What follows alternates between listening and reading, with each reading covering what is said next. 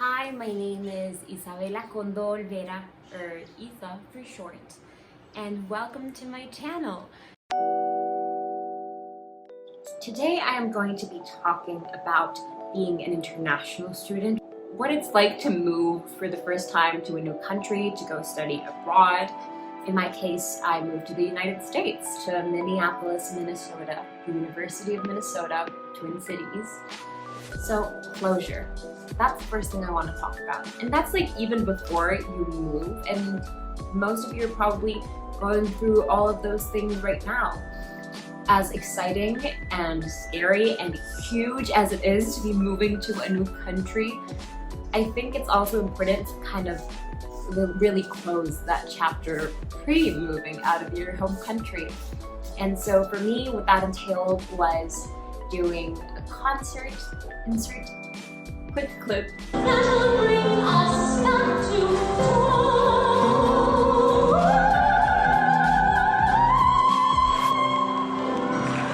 my loved ones, it was literally just a dream come true. It was a great way to say goodbye to a lot of people. It was incredible. It was such a cool experience. And then I also had like tiny going away parties. And of course I know right now in a pandemic, you can't really do that. So don't, be safe. But just find a way to say goodbye, to say thank you to the people who have gotten you here. So many people don't get to like move to a different country. Most people. I don't know what percentage. I'll put it here. That's a lot of people. That is the majority of people, so we are so lucky. So part of closure is packing. Now, I'm not good at packing, and I procrastinate packing to the point that when I was gonna come here to Costa Rica just for spring break to visit my family, I packed like half an hour before coming to the airport. I had to go to the airport at like 3 a.m. and so I just stayed up with my friends, and then I packed at like 2:30 a.m. and I just threw stuff in to my suitcase, and then I was stranded here because of the pandemic. So don't do that. I think taking the time to like pack well is important. Try to not procrastinate it too much. Make a packing list. If you're interested in me going through my packing list, I can totally do that in a separate video, but it's long. But something you definitely 100% need is a laptop. And here's why. First of all, like you already just needed it to be able to be on top of your academic life. And I like to take notes with a laptop. I know people like to take notes by hand, but you'll just need to turn in things in online. And now that we're in a pandemic, even more so. Like for my school, we're going hybrid, and I think that's the case for a lot of schools, especially if coronavirus cases spike when people go back to school. There's just so much uncertainty, and you really depend on technology, so like just get a computer. There are a lot of like discounts and different deals that come about when people are going back to school, so take advantage of that.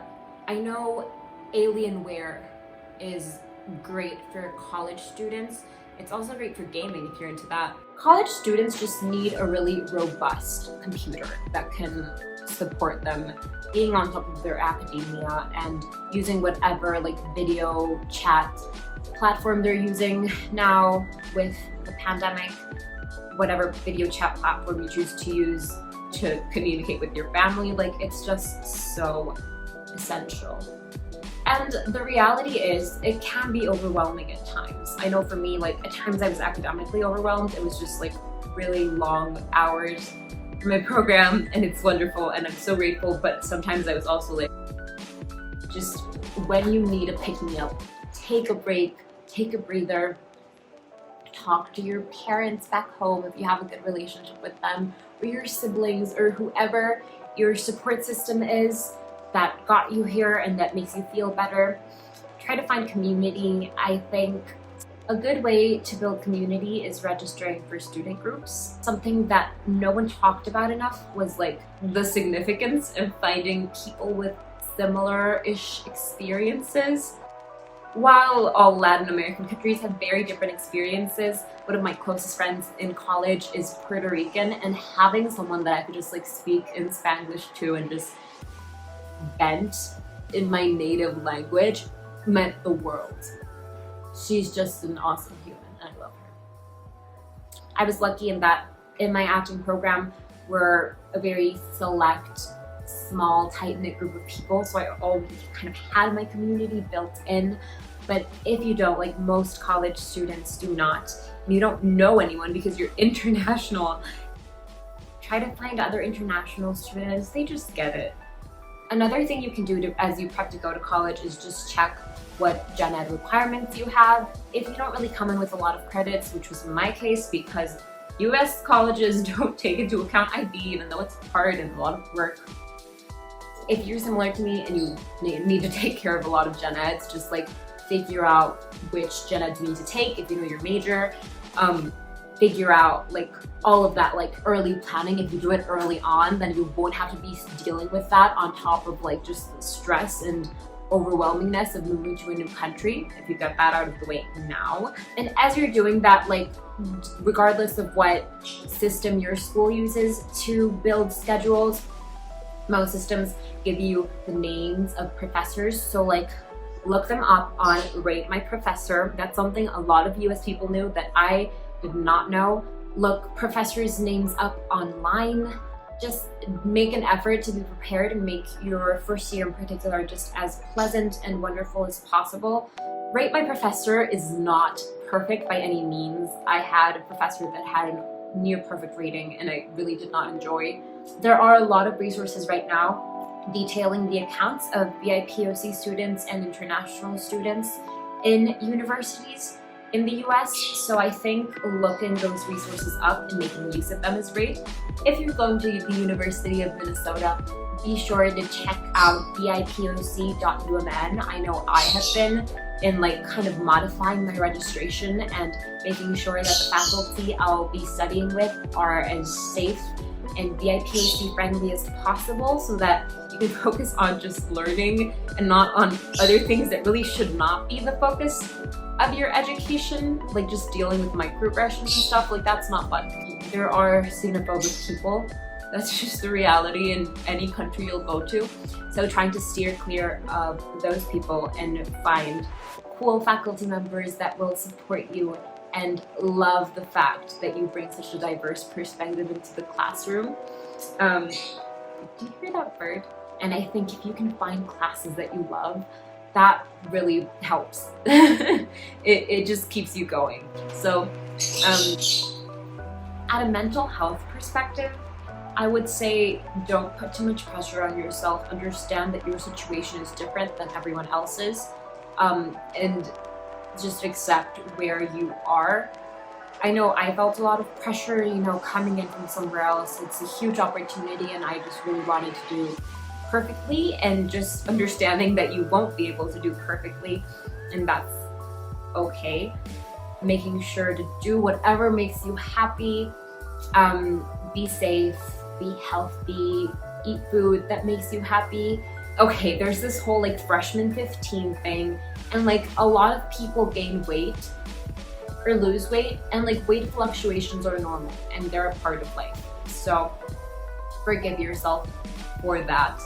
Not that there's anything to forgive, but just like don't judge yourself for those normal things. I know I struggled so much with body image for my first year of college because I did gain weight, and while I'm happy to picked up healthier eating habits and working out habits during quarantine, I don't think a human's worth correlates with their body. And like, if you're an international student and you just moved from a different part of the world to go study, that is such a wonderful but stressful experience, and it's overwhelming. So if you put on a few pounds, especially because food in the US is just greasy and good but gross, you know what I mean? So like, just forgive yourself, prepare yourself for that.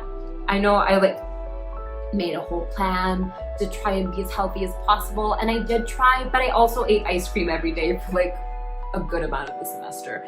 and that's not healthy. So it's probably best that you don't do that. And if you do, it's not the end of the world and you'll live. And frankly, right now, we just have to try to do whatever works for us health-wise, and that includes mental health.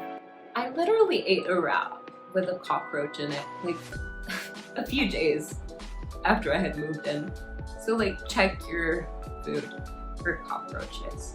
It's ironic that some people call our countries shithole countries, and I've never had a cockroach in my food here.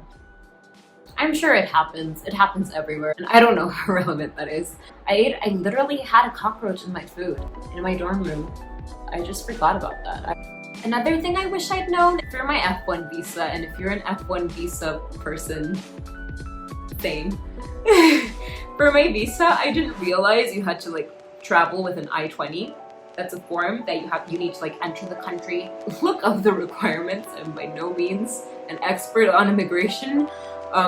So just look up the requirements, be sure what you need to enter the US, be sure what you need when you leave the US to come back in. That's what I didn't know, and then I didn't take my I-20 with me, which is a very important document. On a similar note, just be careful regarding your lack of citizenship status.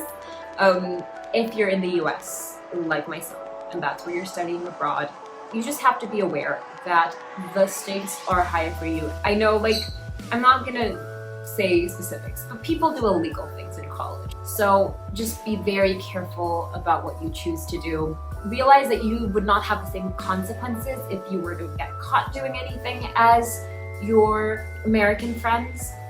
So just be aware of that and be smart.